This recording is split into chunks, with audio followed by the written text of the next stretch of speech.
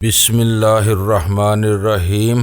گمنام ہیرو کے معزز ناظرین، السلام علیکم۔ آئیے چلتے ہیں کہانی کی طرف، اور اس بارے میں میری مدد کا خواہاں ہے۔ ہائیں، یہ تو الٹی گنگا بہنے لگی۔ وہ میری بات کاٹ کر تحیر زدہ آواز میں بولا، ستارے یاور ہوں تو سب کچھ ہونے لگتا ہے۔ مسئلہ یہ ہے کہ اس مشن کی تکمیل کے لیے مجھے امریکہ جانا ہوگا۔ چند ہفتوں بعد ہم واپس کراچی لوٹ آئیں گے۔ امریکہ میں وہ تم سے کیا کام لینا چاہ رہا ہے؟ اول خان کی حیرت میں اضافہ ہوتا جا رہا تھا۔ ملاقات ہوگی تو پوری تفصیل بتا دوں گا۔ یوں سمجھ لو کہ وہاں ہم آئزک بیل اور اس کے حواریوں کو کیفر کردار تک پہنچائیں گے۔ بدری وہاں اپنی ٹریننگ کے ساتھ ساتھ ان کی مخبری بھی کرتا رہے گا۔ شاندار منصوبہ ہے، تمہیں پہلی فرصت میں اس کے ساتھ نکل جانا چاہیے۔ میں نے یہ وضاحت ضروری نہیں سمجھی کہ ہمیں اس سفر میں الگ الگ روانہ ہونا تھا، بلکہ اسے اصل مسئلہ کی طرف لاتے ہوئے کہا، یہ خبر میں نے سب سے پہلے تمہیں سنائی ہے۔ وہ تینوں ہی اس سفر پر جانے کی ضد کریں گے، انہیں تم کیسے لے جا سکو گے؟ اول خان نے خفگی سے کہا،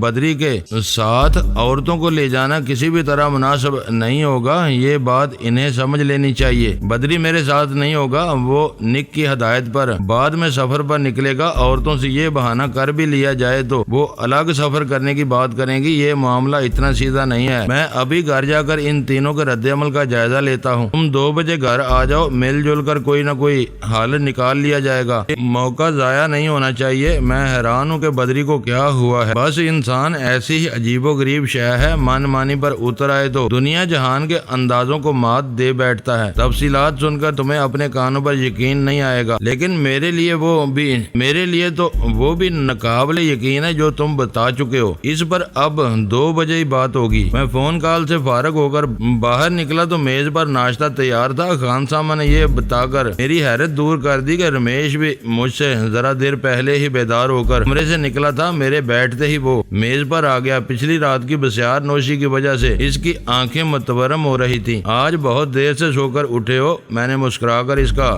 استقبال کرتے ہوئے کہا۔ اور اپنے بارے میں کیا خیال ہے؟ اس نے برجستہ جوابی سوال کر ڈالا۔ بدری کو بھی بلا لو، وہ ہمارے ساتھ چائے ہی پی لے گا۔ میں نے لمحہ بار بعد کہا، وہ کچھ روٹھا ہوا ہے اور ناشتے کے بعد سے باہر باغبانی میں مصروف ہے، اسے وہیں رہنے دو۔ میں رمیش کے ساتھ ناشتے میں مصروف ہو گیا۔ میز پر کچھ دیر خاموشی رہی، پھر رمیش نے ادھر ادھر دیکھتے ہوئے رازدارانہ لہجے میں اچانک ہی مجھ سے پوچھ لیا، تم ہمارے ساتھ ٹریننگ پر چلو گے؟ مجھے ٹریننگ سے کوئی دلچسپی نہیں ہے، میں نے خشک لہجے میں کہا۔ تم دونوں کے ساتھ معاملات ختم ہو جانے کے بعد میں اس انتظار میں ہوں کہ تم کب جاؤ گے، تاکہ میں ملک کے بلائی علاقوں کی طرف نکل سکوں۔ یہ تجربہ راہ کی ملازمت سے بہت بہتر اور رنگین رہے گا۔ ہم امریکہ جا رہے ہیں، اس نے اسی رازداری کے ساتھ مجھے لالچ دینے کی کوشش کرتے ہوئے کہا۔ میں اس کا مطلب سمجھ رہا تھا۔ وہ کسی بھی ہیلے سے میری رضامندی حاصل کر کے نک موڈلے سے براہ راست گفتگو کرنے کا موقع نکالنا چاہ رہا تھا۔ میں نے رکھائی سے کہا، میں خوشنما جال میں پھنسنے والوں میں سے نہیں ہوں۔ کوئی بھی مستقل پابندی میرے مزاج کے خلاف ہوگی۔ بہتر یہی ہے کہ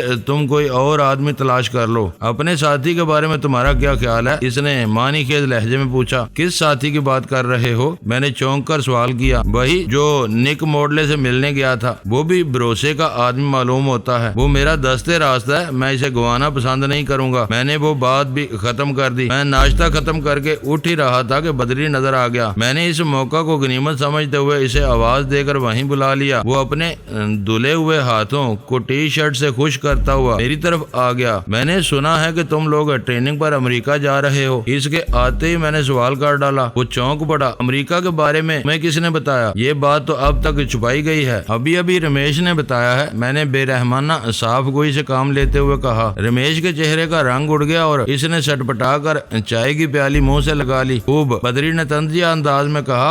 اور کیا بتایا ہے اس نے؟ یہ مجھے بھی لے جانا چاہتا تھا۔ تم کان کھول کر سن لو گے، اب تم دونوں سے میرے سارے معاملات ختم ہو چکے ہیں۔ یہاں اپنا وقت پورا کرو اور چلے جاؤ، میں تمہارے ساتھ کہیں نہیں جا سکتا۔ یہ کہتے ہوئے میں نے دیکھ لیا تھا کہ آپریٹس کی وجہ سے بدری کی پتلون کی جیب اس وقت بھی پھولی ہوئی تھی۔ اچھا ہوا کہ تم نے بات صاف کر دی۔ نک مشکل ہی سے تمہیں لے جانے کی اجازت دیتا، چاہو تو اس مشکل سے بچا بچانے کے چند ڈالر میرے حساب میں جمع کر لینا، یہ کہہ کر میں اپنے کمرے کی طرف چل دیا۔ رمیش نے بے خبری کے باعث جس غلطی کا ارتکاب کیا تھا، میں نے اپنی دانست میں اس کا پورا فائدہ بدری کو منتقل کر دیا تھا۔ میری وضاحت کے بعد رمیش میری سفارش کے بہانے نک کو برگلانے کی کسی کوشش کے لیے بدری سے آپریٹس نہیں مانگ سکتا تھا۔ نادرا کے غیر آباد مکان میں اخبار نہیں آتا تھا۔ ان دونوں کے آ جانے کے بعد میں نے دانستہ اخبار نہیں لگوایا تاکہ کوئی شہر کے بارے میں زیادہ باخبر نہ ہو سکے۔ ان کی معلومات کے لیے سرکاری محکموں کی بٹی میں کندن بنی ہوئی وہی خبریں کافی تھی جو ٹیلی ویژن کے خبر نامے میں سنائی جاتی تھی۔ اخبار نہ ہونے کی وجہ سے خوابگاہ میں میرے لیے کوئی مصروفیت نہیں تھی۔ میں نے آہستہ آہستہ روانگی کی تیاری شروع کر دی۔ میں قبل از وقت فلیٹ پر پہنچ کر اول خان کا کام بگاڑنا نہیں چاہتا تھا۔ پچھلی رات بدری میرا مضبوط حلیف بن چکا تھا، لیکن رمیش کی موجودگی میں اس سے کھل کر بات نہیں کر سکتا تھا۔ ان دونوں کے درمیان پیدا ہونے والی کشیدگی نے گھٹن میں مزید اضافہ کر دیا تھا۔ تیار ہونے کے بعد میں نے اس ماحول میں رکے رہنے کی بجائے فوری روانگی کا فیصلہ کر لیا۔ شہر کی سڑکوں پر آوارہ گردی کر کے میں اپنا فاضل وقت بہتر انداز میں گزار سکتا تھا۔ ٹھیک 2 بجے میں فلیٹ پہنچا تو وہاں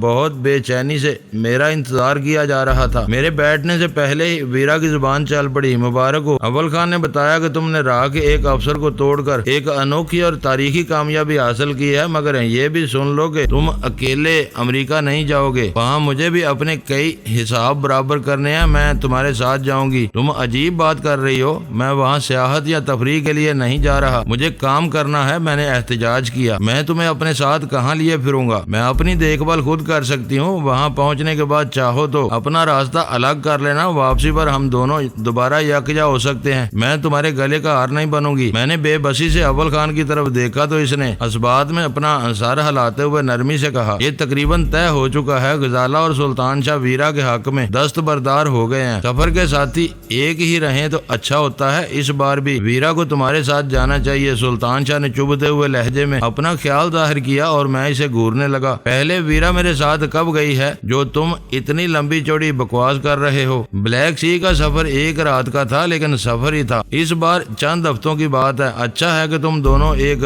دوسرے کی سفری ضروریات کا خیال رکھ سکو گے۔ میں یہاں غزالہ کی دیکھ بھال کر لوں گا۔ سلطان شاہ تم پر لعنت، ویرا نے کلکلا کر کہا۔ تم دنیا کی ہر بات کو اسی طرح بلیک سی سے ملاتے رہے تو ایک دن بلیک سی میں ہی ڈوب کر مرو گے۔ تمہاری یہ خواہش کبھی پوری نہیں ہوگی۔ سلطان شاہ مسکراتے ہوئے بولا، تمہارے دونوں سفر یکساں ہوں گے۔ بحری سفر ذرا چھوٹا تھا، اب فضائی سفر لمبا ہوگا، اسی وجہ سے ہم نے تمہیں ڈینی کے ساتھ جانے کی اجازت دینے کا فیصلہ کیا ہے۔ میں نے کوئی غلط موازنہ نہیں کیا تھا۔ زالہ خاموشی سے مسکرائے جا رہی تھی، لیکن میں نے بھانپ لیا تھا کہ اس کی نگاہوں میں میرے لیے شکایت پنہاں تھی۔ میں نے گلا صاف کر کے کہا، یہ بلا وجہ کی بحث ہے۔ ویرا گئی تو سیدھی نیو یارک جائے گی، مجھے بدری کے انتظار کے لیے چند روز لندن میں ٹھہرنا ہوگا۔ آگے کے پروگرام کا ابھی کچھ پتہ نہیں ہے، یہ باتیں ہوتی ہی رہتی ہیں۔ تم اپنی سناؤ، بدری کا دماغ کیسے الٹ گیا؟ اول خان نے پوچھا۔ بدری پر میں نے کوئی کام نہیں کیا، اسے نک موڈلے نے بغاوت پر آمادہ کیا ہے۔ میری کامیابی کا کریڈٹ صرف اتنا ہے کہ بدری کی نظروں میں میرا کوئی مقام تھا، اس نے دل کی بات مجھ سے کہہ ڈالی۔ امریکہ میں تم دونوں کیا کرو گے؟ سلطان شاہ نے سادگی سے پوچھا۔ بدری ہمارے دشمنوں کے خلاف بدترین عزائم لیے بیٹھا ہے، انہی پر عمل کیا جائے گا۔ میں بدری کے نہیں، تمہارے اور ویرا کے بارے میں پوچھ رہا ہوں۔ سلطان شاہ کے اس ہلکے پھلکے مذاق پر ایک کہا بلند ہوا اور میں بھی اس ہنسی میں شریک ہو گیا۔ مجھے یہ اندازہ تھا کہ ان لوگوں نے رضامندانہ طور پر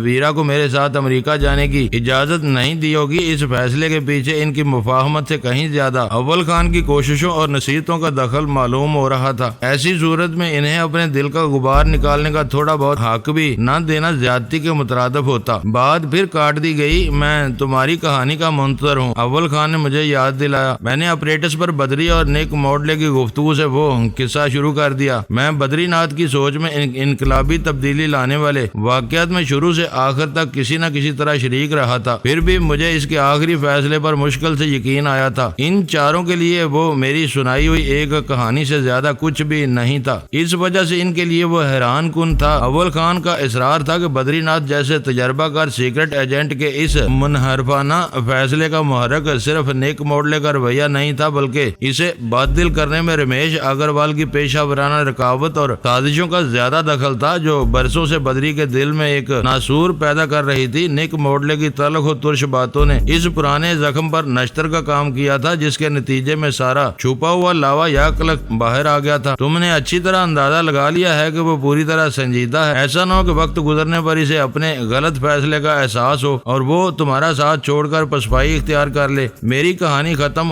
ہونے کے کئی منٹ بعد ویرا نے تفکر امیز لہجے میں سوال کیا۔ یہ پہلی اور بنیادی بات تھی جسے میں نظر انداز نہیں کر سکتا تھا۔ میں نے ویرا کے سوال کا برا مانے بغیر پورے اعتماد سے جواب دیا، اگر میں اندازے کی غلطی نہیں کر رہا تو وقت گزرنے کے ساتھ ساتھ اس کا موقف زیادہ سخت اور بے لچک ہوتا چلا جائے گا۔ کسی اور کے بارے میں پہلے سے کوئی بھی بات 100% وثوق سے نہیں کہی جا سکتی۔ سلطان شاہ بولا، اگر کسی وجہ سے ویرا کا اندیشہ درست ثابت ہوا تو کیا ہوگا؟ کچھ بھی نہیں ہوگا۔ ہم آج بھی بدری کی مدد کے بغیر اپنے مشن پر کام کر رہے ہیں۔ اتنا ضرور ہوگا کہ اس وقت تک میں ملک سے باہر نکل چکا ہوں گا اور راز المیڈا کی لگائی ہوئی آگ آئزک بیل کے دامن کی طرف بڑھ رہی ہوگی۔ سب کچھ وہی رہے گا، بس میدان جنگ بدل جائے گا۔ ویرا تائیدی انداز میں بڑبڑائی، تو کیا آپ بہت جلد روانہ ہونے کا ارادہ کر چکے ہیں؟ غزالہ نے بے یقینی سے پوچھا۔ میں سفری دستاویزات مکمل ہونے کے بعد 1 منٹ بھی یہاں نہیں رکوں گا۔ میں بالکل اکیلا جانا چاہتا ہوں تاکہ پوری بے فکری کے ساتھ اپنی لڑائی لڑ سکوں۔ اب اگر تم لوگوں نے مل کر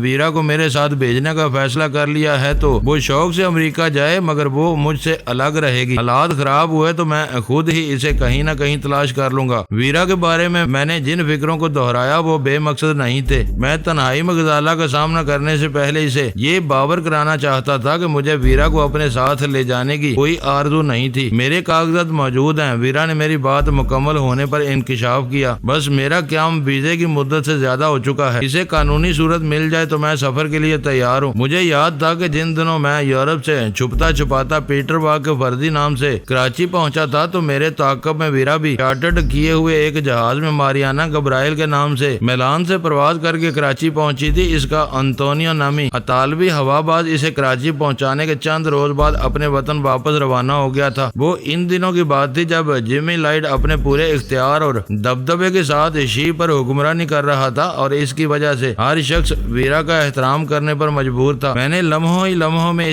اس نقطے کا تجزیہ کیا اور اس نتیجے پر پہنچا کہ شی کی قیادت تبدیل ہونے کے ساتھ ماضی کی ہر بات ڈیوڈ اسٹارز والوں کے علم میں آ چکی تھی۔ میری وجہ سے وہ ویرا کے بھی خون کے پیاسے تھے۔ انہوں نے اس کی نقل و حرکت کا سراغ لگاتے ہوئے یہ بات ضرور معلوم کر لی ہوگی کہ ویرا نے یورپ سے آخری بار پاکستان کی طرف سفر کرتے ہوئے ماریانا گبرائل کا نام اختیار کیا تھا۔ ویرا کسی بین الاقوامی سفر میں دوبارہ وہی نام استعمال کرتی تو پہچانی جا سکتی تھی۔ امریکہ میں کمپیوٹر ریکارڈ رائج ہونے کی وجہ سے اس کے پہچانے جانے کے امکانات بہت قوی تھے۔ اس نتیجے پر پہنچتے ہی میں نے کہا، اس بار تم کسی اور نام سے سفر کرو گی۔ پرانے کاغذات کو جلا کر طلب کر دو۔ بحث ویرا کے خمیر میں شامل تھی۔ سوچے سمجھے بغیر وہ کسی بات پر اندھا دھند عمل نہیں کرتی تھی۔ اس نے یکے بعد دیگرے سوالات کرنے شروع کر دیے۔ بات سمجھ میں آتے ہی اس نے ہتھیار ڈال دیے۔ نئے پاسپورٹ اور ویزوں کے لیے تم دونوں کی تصاویر درکار ہوں گی۔ اول خان نے کہا، یہ کام آج ہی کر لیا جائے تو بہتر ہوگا تاکہ 1-2 دن میں تیاری مکمل ہو سکے۔ ویزوں کا معاملہ سنگین ہے، ویرا بولی۔ ایک ساتھ ہم دونوں کی تصاویر امریکی قونصل خانے میں داخل کی گئی تو دونوں ہی مصیبت میں پھنس جائیں گے۔ ہو سکتا ہے کہ ویزے ہی نہ ملے۔ میں نے اسے اتفاق کرتے ہوئے کہا، یہ واقعی بہت گمبھیر مسئلہ ہے۔ تصویر سے تمہیں پہچان لیا گیا تو تمہارے ساتھ میں بھی ان کی نظروں میں آ جاؤں گا۔ ابھی تک ان کے پاس میری واضح تصویر نہیں ہے، تمہاری وجہ سے میں ان کے ریکارڈ پر آ جاؤں گا۔ پھر تو ہمیں ویزے کے لیے الگ الگ درخواست دینی چاہیے۔ میں پہچان لی گئی تو تم بچے رہو گے، سوال ہی پیدا نہیں ہوتا۔ سلطان شاہ نے فوراً فتویٰ جاری کر دیا، تم لوگ عام شہریوں کی طرح درخواست دو تو الگ الگ رہ سکتے ہو، اس طرح ویزا ملنے میں دیر ہوگی۔ دونوں درخواستیں اول خان نے بھجوائیں تو وقت کا فرق ہونے کے باوجود دونوں کا تعلق پوشیدہ نہیں رہ سکے گا۔ وہ نئی مصیبت تشویش انگیز تھی۔ اگر وہ ہماری تصاویر کی طرف سے شکوک و شبہات میں مبتلا ہو بھی جاتے تو ہمیں اس کی ہوا بھی نہ لگنے دیتے، خاموشی سے ویزے جاری کر دیے جاتے، مگر نیو یارک کے ہوائی اڈے پر اترتے ہی ہمیں گھیرے میں لے لیا جاتا۔ وہ لوگ میری اور ویرا کی گرفتاری کے اس آسان ترین موقع کو ضائع کر ہی نہیں سکتے تھے۔ تم سفر کا ارادہ ملتوی کر دو، میں نے ویرا سے کہا۔ میرا پاسپورٹ کلیئر ہونے میں کوئی دشواری نہیں ہوگی، لیکن اس طرح تمہاری تصاویر ان کے ریکارڈ میں شامل ہو جائیں گی۔ بعد میں انہیں علم ہوا کہ تم نے ایک فرضی نام سے امریکہ کا سفر کیا تھا تو تمہاری یہ تصاویر ریکارڈ سے نکال کر مشتہر کرا دی جائیں گی۔ میں کسی بھی قیمت پر یہ خطرہ مول نہیں لوں گا۔ اول خان دور کی بات سوچ رہا تھا۔ پھر کوئی متبادل راہ نکالو۔ میں نے اس مسئلے کا سارا بوجھ اسی پر ڈال دیا۔ اگر بدری اور رمیش بھارت سے اصل جیسے نقلی ڈالر لا سکتے ہیں تو اور کیا کام نہیں ہو سکتا۔ اخبارات میں کبھی کبھار جعلی ویزوں کا ذکر آتا ہے، اس کے بارے میں چھان بین کرتا ہوں۔ تم دونوں کو فرضی ناموں سے سفر کرنا ہے، پرانے مگر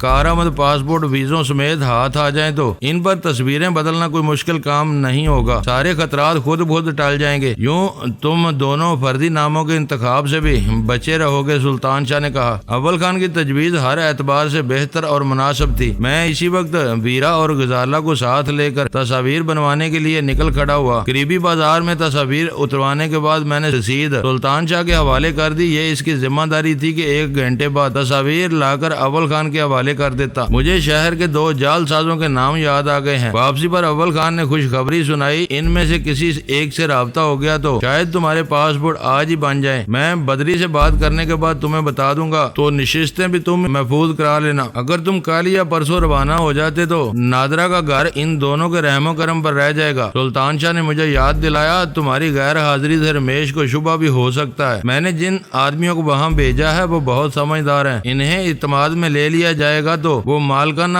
درد مندی کے ساتھ نادرا کے گھر کا دھیان رکھیں گے۔ اول خان نے کہا، ان کے چلے جانے کے بعد گھر مکفل کر دیا جائے گا، بس رمیش کا شبہ دور کرنے کے لیے کچھ کرنا ہوگا۔ اس سے میں پہلے ہی ذکر کر چکا ہوں کہ ان دونوں کے چلے جانے کے بعد میں ملک کے بلائی علاقوں کی طرف جانے کا ارادہ رکھتا ہوں۔ اس سے کہہ دوں گا کہ میرا پروگرام بن گیا ہے، میں ان دونوں کی روانگی کے انتظار میں اپنا وقت برباد نہیں کر سکتا۔ الجھنیں سر ابھارنے کے بعد یکے بعد دیگرے معدوم ہوتی چلی جا رہی تھی۔ اثار و قرائن سے ظاہر ہو رہا تھا کہ اس بار ہمارے دشمنوں کے ستارے گردش میں آئے ہوئے تھے اور قدرت نے ان کی سرکوبی کا فریضہ میرے ذمہ ڈال دیا تھا۔ اس روز غزالہ خلاف معمول ہمارے ساتھ بیٹھی رہی، وہ بار بار چور نظروں سے میری طرف دیکھ رہی تھی اور میں دل ہی دل میں اس سے شرمسار ہوا جا رہا تھا۔ اسے چھوڑ کر ویرا کے ساتھ لمبے سفر پر اپنی روانگی کے بارے میں غزالہ کے دلی جذبات کو خوب سمجھ رہا تھا۔ کئی بار ارادہ کر لینے کے باوجود میں اپنے کمرے کا رخ کرنے کی ہمت نہیں کر سکا۔ میں ڈر رہا تھا کہ میرے اندر جاتے ہی غزالہ مجھے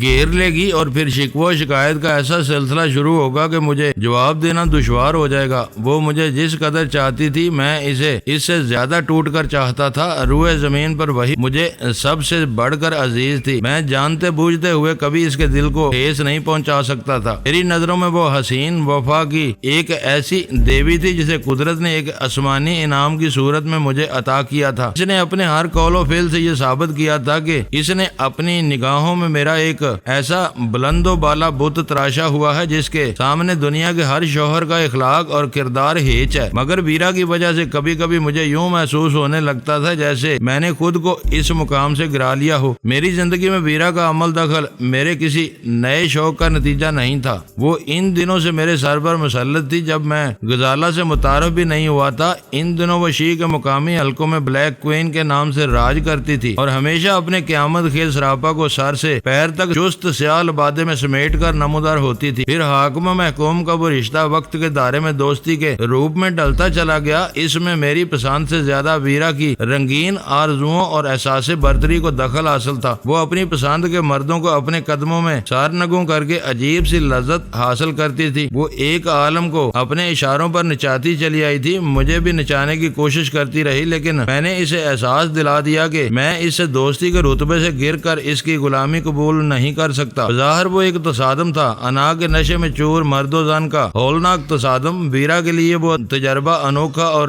سنسنی خیز ثابت ہوا۔ اس نے سپر ڈال دی اور ہماری دوستی قربتوں کی ایک نئی راہ پر پروان چڑھنے لگی۔ وہ چڑھتے ہوئے خون کے جذبوں میں ڈوبی ہوئی ماضی کی کہانیاں تھی۔ کیف و سرمستی کا وہ دور گزر چکا تھا اور میں غزالہ کی زلف گرا گیر کا اسیر ہو کر اس سے عمر بھر کے لیے پیمانے وفا باندھ چکا تھا۔ لیکن ویرا ماضی کے منہ اور حوالوں سے کبھی کبھی میرے سر پر سوار ہو جاتی تھی، اسے دھتکارنا میرے بس سے باہر تھا۔ میں ایسے کمزور لمحوں میں ہمیشہ غزالہ سے شرمندہ ہونے لگتا تھا۔ غزالہ کو وہ سب معلوم تھا، اس نے سوچ سمجھ کر میرا انتخاب کیا تھا۔ میری خوبیوں کے ساتھ وہ میری خامیوں کو بھی دل و جان سے قبول کر چکی تھی، ایک روایتی مشرقی لڑکی کی طرح۔ اسے بھی معلوم تھا کہ چمنستان حیات کے لیے آرائش کا اہتمام کرتے ہوئے گلاب کے نرم و نازک لمس کے ساتھ سیج پر چند کانٹوں کو بھی گوارا کرنا پڑتا ہے کہ ان کانٹوں کے سروں پر ہی گلاب کھلا کرتے ہیں۔ غزالہ کے کردار کی وہ عظمت اور بے نیازی میرے گرد ایک نادیدہ زنجیر بن چکی تھی۔ میں نے بے لگام ہونے کے بارے میں سوچنا ہی چھوڑ دیا تھا۔ تھا یہی وجہ تھی کہ ویرا کی ہر سرکشی پر میں غزالہ سے نادم ہوا جاتا تھا۔ ایک بڑے فیصلے کے بعد غزالہ کی خلوت کے چند لمحے فراہم کیے بغیر میرا لوٹ جانا اس کے ساتھ ظلم سے کم نہ ہوتا۔ میں نے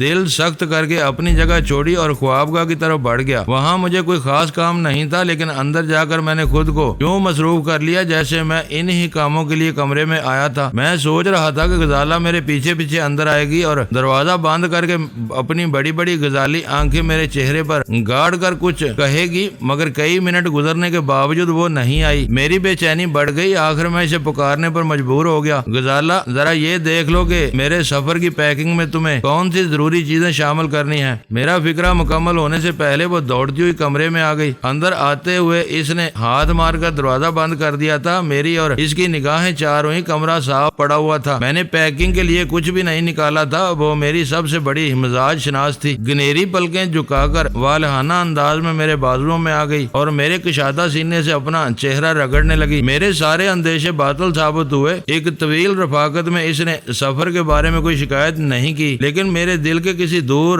دراز گوشے میں کہیں کوئی چور چھپا بیٹھا تھا۔ میں نے خود ہی اس کے سامنے وضاحتوں کا ایک طویل سلسلہ پیش کرنا شروع کر دیا۔ وہ بس ایک میٹھی اور دل نشین مسکراہٹ کے ساتھ وہ سب سنتی رہی، جیسے کوئی فاضل جج کسی اناڑی ملزم کا صفائی کا بیان سن رہا ہو۔ میں 6 بجے وہاں سے نکلا تو اول خان تصاویر لے کر اپنی مہم پر روانہ ہو چکا تھا۔ سلطان شاہ کہیں غائب تھا۔ موقع دیکھ کر ویرا نے ڈرائنگ روم میں مجھے گھیر لیا۔ یہ تم نے کراچی سے نیو یارک تک الگ الگ سفر کی کیا رٹ لگا رکھی ہے؟ اس نے آنکھیں نکال کر سرگوشیانہ گراہٹ میں مجھ سے سوال کیا اور جواب سنے بغیر اپنا فیصلہ صادر کر دیا۔ میں لندن میں تمہارے ساتھ رکوں گی۔ ہم اجنبی بن کر سفر کر سکتے ہیں، لیکن ہماری پروازیں ایک ہی ہوں گی۔ تمہیں غزالہ کے جذبات کا ذرا بھی پاس نہیں ہے؟ میں نے ملامت بھرے لہجے میں پوچھا۔ پاس نہ ہوتا تو اس وقت تم سے چوری چھپے بات نہ کر رہی ہوتی۔ میں سمجھ گئی تھی کہ تم غزالہ کا دل رکھنے کے لیے ایسی الٹی سیدھی باتیں کر رہے ہو۔ وہ الٹی سیدھی باتیں نہیں تھی، میں اب بھی یہی چاہتا ہوں، میں نے جلا کر کہا۔ جھوٹ مت بولو، وہ نیچی آواز میں گررائی۔ میں تمہاری رگ رگ کو سمجھتی ہوں۔ یہ کہہ کر وہ تیزی سے اپنے کمرے کی طرف بڑھتی چلی گئی اور میں اسے غسیلی نظروں سے گھورتا رہ گیا۔ میں فلیٹ سے روانہ ہو کر نادرہ کے گھر پہنچا تو اندھیرا پھیل چکا تھا اور شہر میں اسٹریٹ لائٹس روشن ہو چکی تھی۔ وہ دونوں اندھیروں کے استقبال کے لیے ایک مرتبہ پھر ڈرائنگ روم میں میز سجائے بیٹھے تھے۔ میں نے اندر قدم رکھتے ہی محسوس کیا کہ وہ دونوں آپس میں ہنس ہنس کر باتیں کر رہے تھے اور ان کے چہروں پر چھائی ہوئی خشونت دور ہو چکی تھی۔ میرے لیے یہ اچھی بات تھی کہ ان کی کھوپڑیوں پر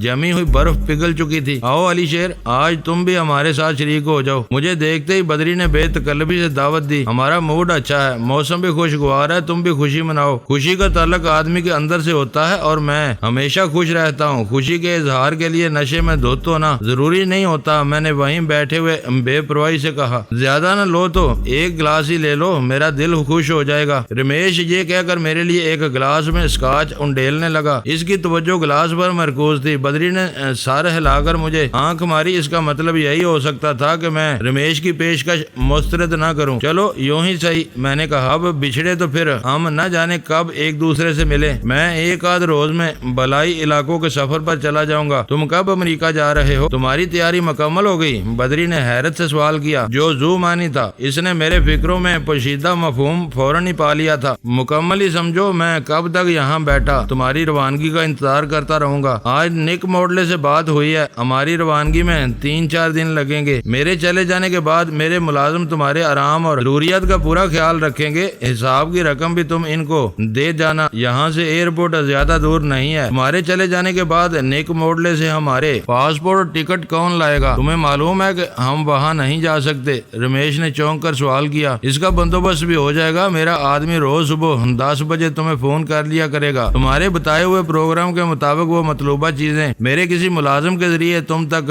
پہنچا دے گا۔ جانے سے پہلے تمہیں بھی ایک بار نیک موڈلے سے ملنا ہے۔ بدری ناتھ نے غور سے میری طرف دیکھتے ہوئے کہا۔ اس خبر پر میرا دل دھک سے رہ گیا۔ میں نے اضطراری لہجے میں پوچھا، یہ ضرورت کیوں پیش آ گئی؟ یہ نیک موڈلے کی خواہش ہے۔ تم ہمارے جانے تک رکے رہتے تو ٹکٹ وغیرہ لینے کے لیے تم کو ہی بھیجا جاتا۔ اب میں نیک سے بات کر کے تمہاری سہولت کے مطابق وقت لے لوں گا، بدری نے بتایا۔ میرا ماتھا ٹھنک گیا۔ کہیں نہ کہیں کوئی نہ کوئی گڑبڑ ہو چکی تھی۔ ایسا نہ ہوتا تو بدری ناتھ مجھ سے وہ ذکر ہی نہ کرتا۔ میں پہلے ہی ان دونوں پر واضح کر چکا تھا کہ میں کسی بھی قیمت پر نیک موڈلے کے پاس جانا پسند نہیں کروں گا۔ سکوت اور اعصاب شکن خاموشی کے چند لمحات بہت دھیرے دھیرے سسک کر گزرتے رہے۔ رمیش اگروال اپنے گلاس سے ایک لمبا گھونٹ لینے کے بعد فلسفیانہ انداز میں مسلسل چھت کی طرف گھورے جا رہا تھا۔ بدری ناتھ کی چمکیلی نظریں میرے چہرے پر مرکوز تھیں اور میں اس کی بیان کی ہوئی نئی کتھا سے بری طرح مضطرب تھا۔ نگاہیں چار ہوتے ہی بدری ناتھ نے دوستانہ انداز میں مجھے آنکھ ماری اور سوال کیا، کیا بات ہے، تم خاموش کیوں ہو گئے؟ میں نک موڈلے کو اپنے جوتے کی نوک پر رکھتا ہوں۔ میں نے تلخی سے کہا، میں اس کا نہیں تمہارا ملازم ہوں، اور